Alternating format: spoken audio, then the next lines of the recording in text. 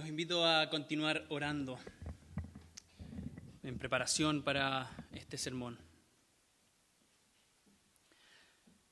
Padre bueno, te damos gracias también por tu palabra que vamos a escuchar, tu palabra que va a ser leída en un rato más. Te rogamos que abran nuestras mentes, abran nuestros corazones para escucharla de la manera que a ti te agrada, poniendo mucha atención, pero también viendo cómo esto afecta nuestra manera de pensar, nuestra manera de vivir, para que lo podamos llevar a la práctica. Ayúdanos a estar concentrados, Señor, no solo en la información, sino en realmente escuchar tu voz. Haz un milagro al hablarnos por medio de tu palabra. Te pido que tú seas el que enseña a los corazones esta mañana. Habla a pesar de mí. En el nombre de tu Hijo Jesús. Amén. Estamos llegando casi al final de nuestra serie de sermones del libro de Deuteronomio. Hemos estado analizando ya los últimos días de Moisés antes de que Israel entrara a la tierra prometida. Como veíamos la semana pasada, y pueden escuchar el sermón en YouTube, pueden buscar ahí el sermón de Deuteronomio. Moisés está dando sus palabras finales antes de su partida y antes de que el pueblo entrase a la tierra prometida. Pero ese pueblo entraría sin él. Pero entraría con su nuevo líder, con Josué. Imagínense la importancia que tienen estas palabras de Moisés, estas últimas palabras de Moisés, la importancia que tienen para él y también la importancia que tienen para el pueblo. Él fue su líder, su sacerdote, su profeta por 40 años, hasta dejarlo a puertas del gran cumplimiento de la promesa de Dios. Antes de morir, como Dios se lo había anunciado, Moisés da sus últimas instrucciones, da sus últimas advertencias y también sus últimas palabras de aliento. Asigna a un sucesor y se asegura de que la ley de Dios no se perdiera, sino fuese traspasada de generación en generación.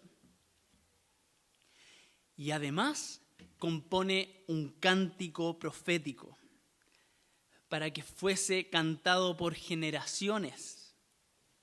Esta es una canción que habla acerca del futuro en la tierra prometida y una canción que le recordaría cada vez que fuese cantada quién es Dios y quiénes son ellos. La pregunta es, ¿cómo esperarían ustedes que fuese esa canción? ¿Qué esperaríamos que dijera? Quizás esperamos que fuese una canción alegre, animante y llena de esperanza. Son sus últimas palabras, van a lograrlo, por fin entrar a la tierra prometida, pero la canción no es precisamente eso. Así, con eso en mente voy a pedir a las dos personas que van a estar realizando la lectura que pasen adelante, a Paulina Vega y Doana, y nosotros como congregación vamos a tener esto en mente. Son las últimas palabras de Moisés. Es la canción que compone antes de su muerte y antes de entrar a la tierra prometida. Escuchemos la letra de esta canción. Está en Deuteronomio capítulo 32, versos 1 al 43. Deuteronomio 32. Escuchen cielos y hablaré, oye tierra las palabras de mi boca. Que caiga mi enseñanza como lluvia y desciendan mis palabras como rocío, como aguacero sobre el pasto nuevo. Como lluvia abundante sobre plantas tiernas. Proclamaré el nombre del Señor. Alaben la grandeza de nuestro Dios. Él es la roca, sus obras son perfectas y todos sus caminos son justos. Dios es fiel, no practica la injusticia. Él es recto y justo. Actuaron contra él de manera corrupta, para vergüenza de ellos, ya no son sus hijos. Son una generación torcida y perversa. ¿Y así le pagas al Señor, pueblo tonto y necio? ¿Acaso no es tu Padre, tu Creador, el que te hizo y te formó? Recuerda los días de antaño, considera las épocas del remoto pasado. Pídele a tu padre que te lo diga y a los ancianos que te lo expliquen. Cuando el Altísimo dio su herencia a las naciones, cuando dividió a toda la humanidad, les puso límites a los pueblos según el número de los hijos de Israel. Porque la porción del Señor es su pueblo, Jacob es su herencia asignada. Lo halló en una tierra desolada, en la rugiente soledad del yermo. Lo protegió y lo cuidó, lo guardó como la niña de sus ojos, como un águila que agita el nido y revolotea sobre sus polluelos, que despliega su plumaje y los lleva sobre sus alas. Solo el Señor lo guiaba, ningún dios extraño iba con él. Lo hizo cabalgar sobre las alturas de la tierra y lo alimentó con el fruto de los campos. Lo nutrió con miel y aceite que hizo brotar de la roca, con natas y leche de la manada y del rebaño, y con cebados corderos y cabritos, con toros selectos de Basán y las mejores espigas del trigo. Bebió la sangre espumosa de la uva. Jerusún engordó y pateó, se hartó de comida y se puso corpulento y rollizo. Abandonó al Dios que le dio vida y rechazó a la roca su Salvador. Lo provocó a celos con dioses extraños y lo hizo enojar con sus ídolos detestables. Ofreció sacrificio a los demonios que no son Dios, dioses que no había conocido, dioses recién aparecidos, dioses no honrados por sus padres. Desertaste de la roca que te engendró, olvidaste al Dios que te dio vida. Al ver esto, el Señor los rechazó, porque sus hijos y sus hijas lo irritaron. Le voy a dar la espalda, dijo, y a ver en qué terminan. Son una generación perversa, son unos hijos infieles. Me provocaron a celos con quien no es Dios como yo, y me enojaron con sus ídolos indignos. Pues yo haré que ustedes sientan envidia de los que no son pueblo. Voy a irritarlos con una nación insensata. Se ha encendido el fuego de mi ira, que quema hasta lo profundo del abismo. Devorará la tierra y sus cosechas, y consumirá la raíz de las montañas. Amontonaré calamidades sobre ellos, y gastaré mis flechas en su contra. Enviaré a los que consuman el hambre, la pestilencia nauseabunda y la plaga mortal. Lanzaré contra ellos los colmillos de las fieras y el veneno de las víboras que arrastran por el polvo. En la calle la espada los dejará sin hijos, y en sus casas reinará el terror. Perecerán los jóvenes y las doncellas, los que aún maman y los que peinan canas. Me dije, voy a dispersarlos, borraré de la tierra su memoria, pero temí las provocaciones del enemigo. Temí que el adversario no entendiera y llegara a pensar, hemos triunfado. Nada de esto lo ha hecho el Señor. Como nación son unos insensatos, carecen de discernimiento. Si tan solo fueran sabios y entendieran esto y comprendieran cuál será su fin. ¿Cómo podría un hombre perseguir a 1000 si su roca no los hubiera vendido? ¿Cómo podrían 2 hacer huir a 10.000 si el Señor no los hubiera entregado? Su roca no es como la nuestra, aún nuestros enemigos lo reconocen. Su viña es un retoño de Sodoma, de los campos de Gomorra. Sus uvas están llenas de veneno, sus racimos preñados de amargura. Su vino es veneno de víboras, ponzoña mortal de serpientes. ¿No he tenido esto en reserva y lo he sellado en mis archivos? Mía es la venganza, yo pagaré a su debido tiempo, su pie resbalará, se apresura su desastre y el día del juicio se avecina. El Señor defenderá a su pueblo, cuando lo vea sin fuerza, tendrá compasión de sus siervos, cuando ya no haya ni esclavos ni libres, y les dirá, ¿dónde están ahora sus dioses? La roca en la cual se refugiaron. ¿Dónde están los dioses que comieron la gordura de su sacrificio y bebieron el vino de sus libaciones? Que se levanten a ayudarles, que les den abrigo. Vean ahora que yo soy único, no hay otro Dios fuera de mí, yo doy la muerte y devuelvo la vida, causo heridas y doy sanidad. Nadie puede librarse de mi poder. Levanto la mano al cielo y declaro, tan seguro como vivo para siempre, cuando afile mi espada reluciente y en el día del juicio la tome en mis manos. Me vengaré de mis adversarios, les daré su merecido a los que me odian. Mis flechas se embriagarán de sangre y mi espada se hartará de carne, sangre de heridos y de cautivos, cabeza de caudillos enemigos. Alégrense naciones con el pueblo de Dios. Él vengará la sangre de sus siervos. Sí, Dios se vengará de sus enemigos y hará expiación por su tierra y por su pueblo. Hermano, esto es palabra del Señor. Muchas gracias por esa lectura larga pero poderosa. Imagínense que esto es una canción. ¿Notaron de qué se trata esta canción? ¿Cuál es el tono? Vemos que Moisés compone esta canción pensando en el futuro de Israel, para que la cantaran cuando ya estuvieran en la tierra prometida.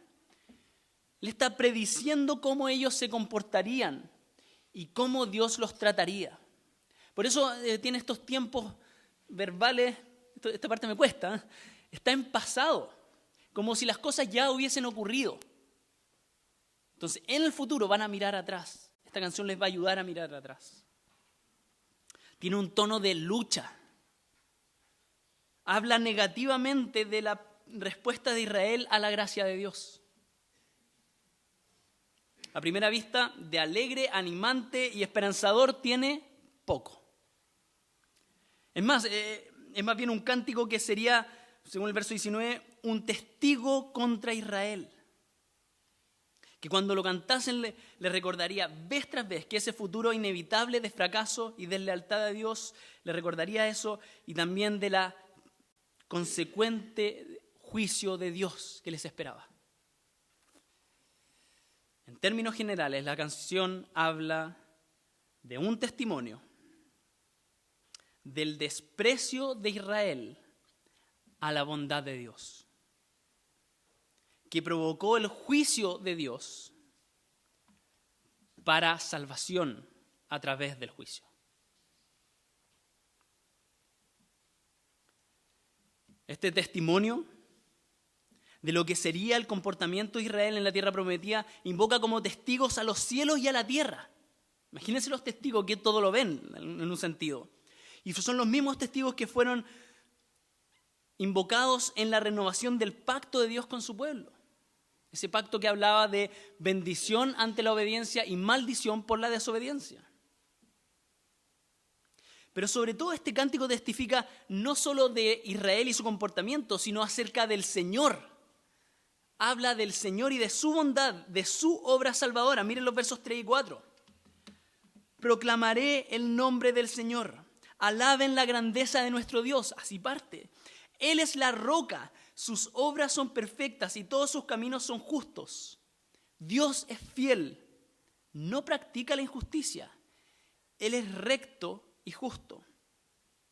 Y es importante que entendieran esto porque ciertamente cuando les tocara atravesar por todo lo que esta canción profetiza, ellos dudarían de la fidelidad de Dios. Dudarían de los caminos de Dios. Los caminos de Dios les parecerían torcidos, su obra fallida. Pero desde el principio esta canción destaca que después de todo verían la grandeza de Dios para llamarlo la roca. Esta es una de las primeras veces que usa esa palabra, que después está lleno en los salmos, de esa referencia a Dios como la roca, es decir, el Dios que es fiel, firme en sus propósitos, en el cual se pueden refugiar.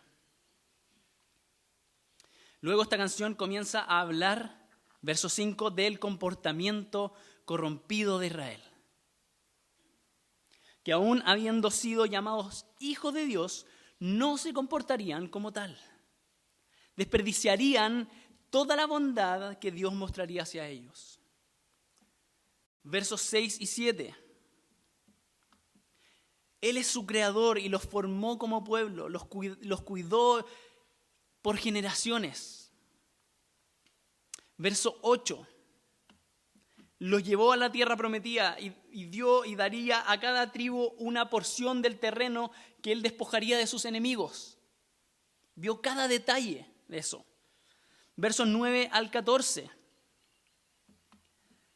Solo Dios establece una relación cercana con su pueblo. Solo el Señor hace eso. No hay otro Dios que haga ese tipo de relación con su pueblo, cercana. Los cuidaría como su bien más preciado, los protegería, los guiaría.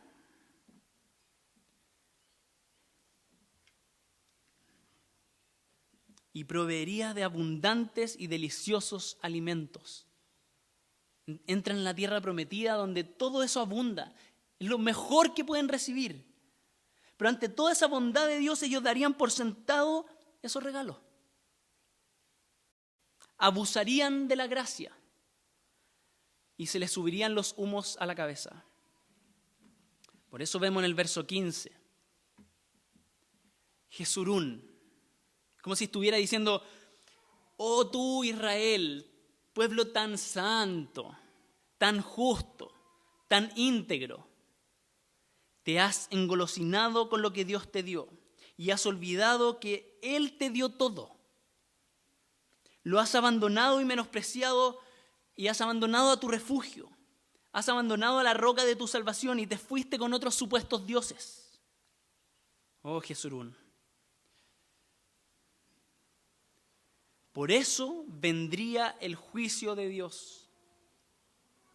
Porque ellos romperían con el pacto.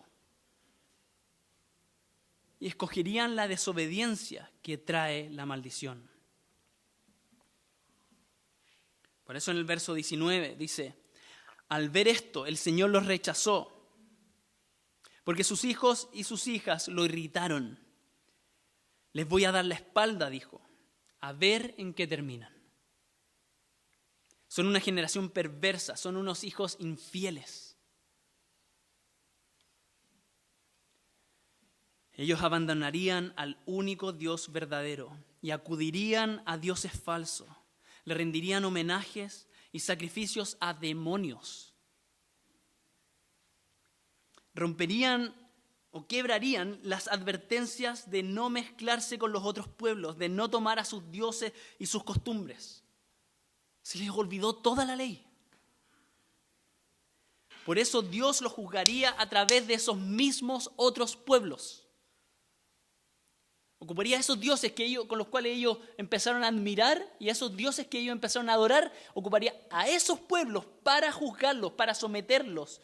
Esas otras naciones los despojarían de sus bienes, de sus tierras, los dispersarían, los matarían.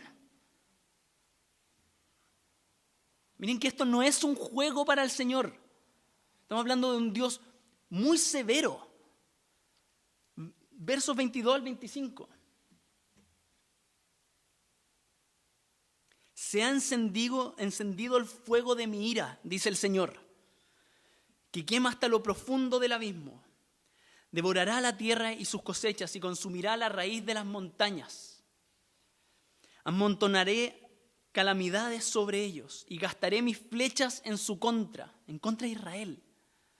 Enviaré a que los consuman el hambre y la pestilencia nauseabunda y la plaga mortal.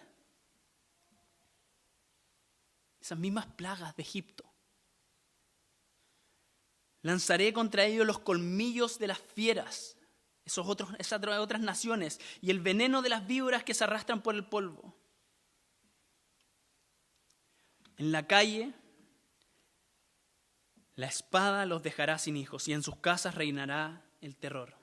Perecerán los jóvenes y las doncellas, los que aún maman y los que peinan canas. Me dije: voy a dispersarlos, borraré de la tierra su memoria. Ese es nuestro Dios. Pero el Señor, nuestro Dios, cuida su propia gloria. Por eso mitigaría las consecuencias del juicio. Frenaría su juicio, frena su propia mano contra Israel.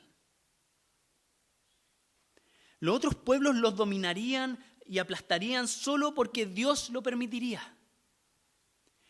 Y solo porque Dios utilizaría a esas otras naciones para juzgar a su propio pueblo. Las otras naciones son una herramienta de Dios. Pero eso tiene un límite. ¿Cuál es el límite? El que las otras naciones creyeran que ellos habían triunfado por sobre el Señor. Que al someter al pueblo de Dios habían derrotado al Señor. Cuando a las otras naciones se les subieran los humos a la cabeza, Él diría, versos 26 y 27, ¿me pasé?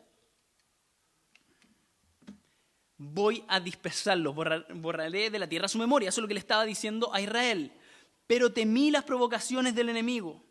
Temí que el adversario no entendiera y llegara a pensar, hemos triunfado, nada de esto lo ha hecho el Señor. Pero Israel no entendería esto. No entenderían tampoco que cualquier triunfo sobre los enemigos, cuando empezaran a defenderse, cuando empezaran a regresar, cuando empezaran a sobrevivir, todo eso sería misericordia del Señor, cuando Él estuviera frenando su mano, su juicio. Que todo eso es obra del poder de Dios, de amor a su propio nombre, de amor y respeto a su fidelidad, de la fidelidad a sí mismo, de la fidelidad a sus promesas. Por eso el Señor dice en el verso 28 al 30, le dice a Israel, como nación son unos insensatos, carecen de discernimiento. Si tan solo fueran sabios y entendieran esto y comprendieran cuál fuera su fin, o cuál será su fin. ¿No se dan cuenta cómo podría un hombre perseguir a 1000 si su roca no los hubiera vendido? ¿Cómo no se dan cuenta? ¿Cómo podrían 2 hacer huir a 10,000 si el Señor no los hubiera entregado?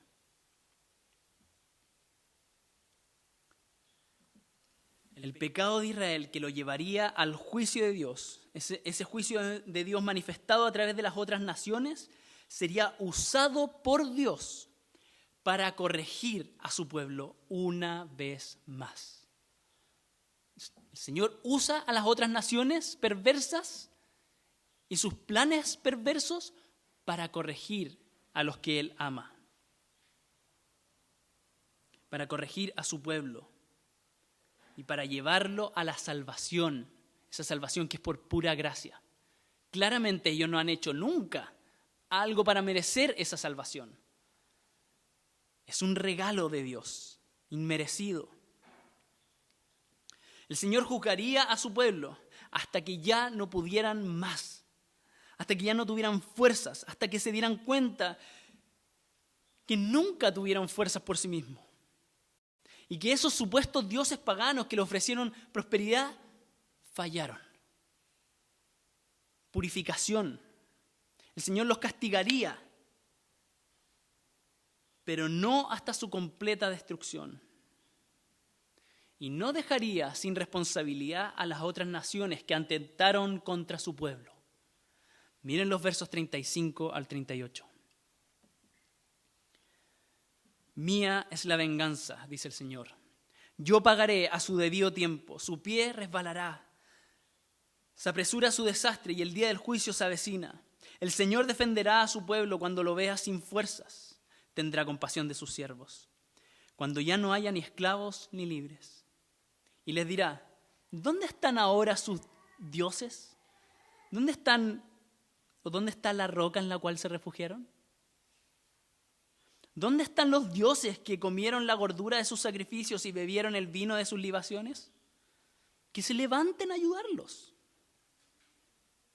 que les den abrigo. El Señor aplastó todo eso, quitó todo eso. Entonces ahí cuando Dios dejó a Israel sin nada, ellos se darían cuenta que solo Él permanece, que solo Él es la verdadera roca de la salvación. Él juzga a su pueblo para que su pueblo sea purificado con fuego, con el fuego de su ira, para que así encuentren la salvación en el Señor. A través del juicio lograría la salvación. Miren los versos 39 y 43. Vean ahora que yo soy único. No hay otro Dios fuera de mí. Yo doy la muerte y devuelvo la vida. Causo heridas y doy sanidad. Nadie puede librarse de mi poder. Verso 43. Alégrense naciones con el pueblo de Dios. Él vengará la sangre de sus siervos. Sí, Dios se vengará de sus enemigos y hará expiación por su tierra y por su pueblo. Por eso, esto es una canción de alabanza al Señor. Como veíamos en el verso 3 y 4, lo vuelvo a leer. Proclamaré el nombre del Señor, alaben la grandeza de nuestro Dios. Él es la roca, sus obras son perfectas y todos sus caminos son justos. Dios es fiel, no practica la injusticia. Él es recto y justo. El Señor obra en toda la historia de Israel para lograr la salvación de su pueblo y para que así, por medio del verdadero Israel, del remanente, la bendición llegase a todas las naciones. A todas las naciones. Sus caminos podrían parecer torcidos y sobre todo si te toca vivir eso, tú piensas, el Señor se está equivocando. El Señor nos abandonó. Pero esos caminos que en medio de la dificultad parecen torcidos, ¿qué dice la palabra de Dios? Son rectos.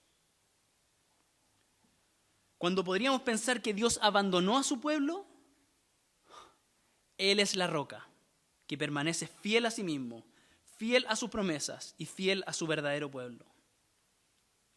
Es aquí el porqué de esta canción. Israel necesitaba de una canción que le recordase vez tras vez. No sé yo, pero yo escucho las canciones como 100.000 veces. Necesitaban de una canción que les recordara año a año, por los siglos, que el Señor es su roca. Y que aunque ellos fuesen infieles y sufrieran el juicio de Dios a través del asedio de naciones paganas, al final de todo verían la salvación. Esa salvación que Él lograría para su pueblo amado. Una canción tiene ese poder de calar profundo en la mente de las personas, formar su carácter, acompañarte en todos los momentos de la vida, de fijar la personalidad de una nación como un himno nacional que les dice quiénes son y quién es Dios. Así, yo como chileno, hoy día no, pero cuando veo la montaña nevada, inmediatamente puedo evocar el himno nacional. Majestuosa, no la voy a cantar. Majestuosa es la blanca montaña que te dio por baluarte el Señor. La mejor parte de la canción. Así Israel, cuando le tocara vivir las más terribles tragedias, podría evocar esta canción para saber que es obra del Señor. Aunque la canción los deje como chaleco de mono. Aunque, perdón por la expresión, aunque la canción los deje mal parados a Israel, ¿quién queda bien posicionado? El Señor. Es su juicio por el pecado que ellos mismos cometieron. Pero que ese juicio significaría salvación.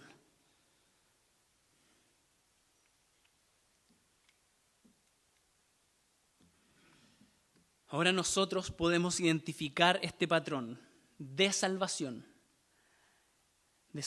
a través del juicio en toda la historia de Israel. Nosotros podemos leer nuestro Antiguo Testamento y en verdad toda la Biblia y podemos ver cómo el Señor forma de esta forma, moldea a su pueblo para que anhelara la salvación que proviene solo de Él. Para que anhelara al verdadero israelita, a Jesús, que llevaría la bendición a todas las naciones. Para que ese último verso, verso 43, tome sentido. Para que así podamos las otras naciones decir, naciones como nosotros, alégrense naciones con el pueblo de Dios. Él vengará la sangre de sus siervos. Sí, Dios se vengará de su enemigo y hará expiación por su tierra y por su pueblo. El Señor salva y extiende esa bendición a las otras naciones por medio de Jesús, el verdadero israelita. Pero también nosotros podemos ver ese patrón o esa línea melódica, perdón los músicos si es que me equivoco, pero en el término. Podemos ver esa melodía en el Evangelio, en la gran buena noticia de Dios, que nos habla de cómo nosotros despreciamos a Dios. Aun cuando Él fue y es el buen creador, sustentador de la vida y dador de todo, nosotros lo despreciamos. No lo reconocimos como al Señor, nuestro Dios. Y en cambio nos envanecimos en nuestros propios razonamientos. Por eso el Señor nos entregó a nuestro propio pecado. Nos soltó a nuestro propio pecado y a sus consecuencias. Y experimentamos así el juicio de Dios. Romanos 1 habla de eso. Pero Romanos 5 dice, cuando éramos incapaces de salvarnos, cuando estábamos ahí en el juicio de Dios, sufriendo por nuestro propio pecado, cuando éramos incapaces de salvarnos a nosotros mismos en el tiempo señalado, Cristo murió por los malvados, murió por los malvados, murió por los malvados. Cristo murió por los malvados, para así recibir sobre sí mismo el juicio de Dios. Él recibe el castigo para que nosotros recibiéramos la salvación y la bendición. Nosotros despreciamos a Dios, provocamos el juicio de Dios sobre nosotros, pero Dios nos salvó a través del juicio que Jesús cargó sobre sus hombros. Esa es la buena noticia. Por eso nos reunimos acá este domingo. Por eso podemos leer este pasaje de Deuteronomio y decir, es una canción bonita. Es el Evangelio. Todos deben escuchar esta canción. Es la canción que nos debemos repetir. Es la línea melódica que debe estar sonando en nuestra vida. Ahora bien, por eso mismo es importante que cada uno de nosotros haga el recorrido de esta canción. Por ejemplo, cuando practicamos el arrepentimiento, que podamos ver en los versos 5 al 18, tarea para la casa, cuando vuelvan a leer este pasaje, cuando vuelvan a ver esta canción, en los versos 5 al 18, podamos ver cómo constantemente nosotros pecamos, cómo despreciamos a Dios, nos olvidamos de sus muchos beneficios, rechazamos su cuidado, nos volvemos malagradecidos, menospreciamos su salvación, abusamos de la gracia y renegamos de nuestra nueva vida. Y recurrimos a otros dioses, corremos a otras seguridades, nos creemos autosuficientes, nos amoldamos a este mundo y vivimos pensando como cualquiera que no conoce a Dios. Sus pasajes son un espejo que nos muestra también cómo vivimos con las mismas metas, los mismos anhelos y preocupaciones y temores que aquellos que no reconocen al Señor. Debemos también leer los versos 19 al 33 reconociendo la gravedad de nuestro pecado, la severidad con que el Señor ve el pecado, cuáles son las consecuencias, cuál es la magnitud de la ira del Señor, provocada por el celo de su nombre, cuando nosotros somos infieles, cuando actuamos como necios que no temen a Dios, cuando olvidamos su poder. Entonces también cuando vemos ese nivel de ira, en vez de solo asustarnos, podemos ver la cruz y decir, eso lo cargó Jesús. Gracias, Señor Jesús, por cargarlo por mí. Por eso también podemos ver los versos 34 al 43, que cuando mi pecado es mucho, su gracia es mayor. Al ver todo mi pecado, puedo encontrar refugio en el Señor, en la roca de mi salvación, el que ha puesto el juicio que merecíamos sobre Jesús para clavarlo ahí en la cruz para nuestra salvación. Oremos.